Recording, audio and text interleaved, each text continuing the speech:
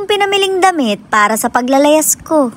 Ering at sinukat ko yung isa sa mga paborito ko. Shoot, Mare, mukha akong anime. Ganito yung napanood ko na nagsasabi ng yamete.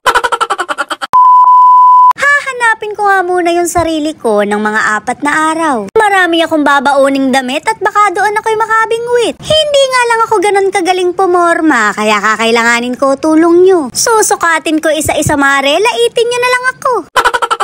Nakita ko nga tong dress sa online at nagandahan na agad ako. Bagay na bagay sa model, hindi ko lang sure sa akin. Pagka hindi ako naging ganong kaganda, itatapon ko na lang to. Bakit kasi sila nagtitinda ng damit na hindi babagay sa pangit?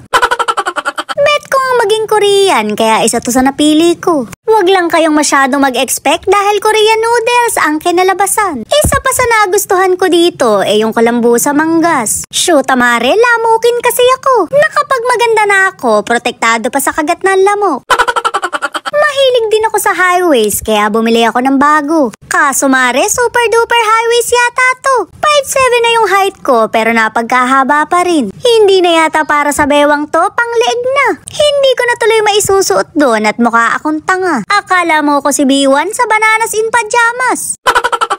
Nakita ko nga sa artista yung outfit na ganire. May necktie din, Mare, ang lakas maka-estudyante. Ganito yung nakikita ko sa Japan na mahaba yung medyas. Pagka ganire uniform, papasok ako kahit walang klase. Magmumukha kasi akong matalino kahit walang laman ng kokote. Napakaganda ko, Mare, briefcase na lang ang kulang. Mukha akong kagalang-galang kahit iniiwan lang. Pero okay lang yan dahil hindi naman ako basta babae lang. Isa akong babaeng tumador na hindi mapapatumba sa inuman. Syempre kulang yung outfit na to kung walang palda. Itim din yung binili ko para terno sila. Medyas na lang talaga kulang para makumpleto na. O diba, mukha na akong anime. Kabod ko na lang tuloy gustong humiyaw ng yamete.